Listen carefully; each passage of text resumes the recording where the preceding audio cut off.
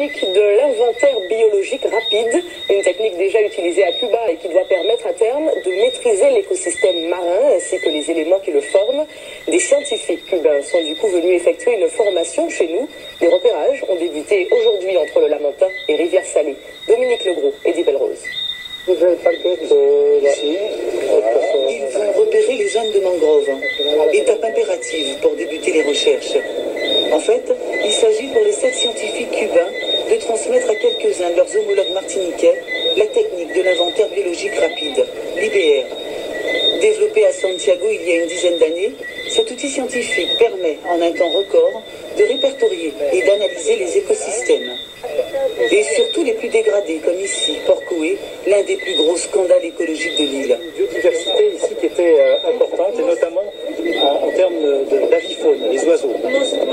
Ils vont donc récupérer des espèces de faune et flore. Ils vont travailler de jour comme de nuit, et ils vont aussi récupérer des données antérieures qu'ils vont étudier, et donc ça va leur permettre d'intervenir plus rapidement. Voilà. Préserver la biodiversité, c'est la finalité de ce projet. Pour ce, il faut constater, réparer et pérenniser les techniques de préservation. À Cuba, ils savent faire, nous dit-on. Et c'est d'ailleurs l'une des pratiques qui concrétise au mieux le jumelage entre le Lamentin et Santiago. Du point de vue de la flore et de la faune, Cuba et la Martinique présentent des similitudes. Cela s'explique d'abord par la situation géographique quasi identique. Mais en même temps, puisque nous sommes sur des îles, il y a des ressemblances. Il y a des différences dans les variétés. Il y a des espèces qui se ressemblent, mais qui n'appartiennent pas à la même famille.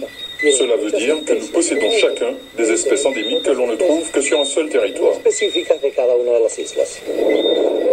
Une visite qui s'étend sur 3 semaines, les 7 scientifiques de Bioéco partageront leurs connaissances et leur savoir sur la biodiversité en multipliant les rencontres, les formations en ateliers fermés et sur le terrain.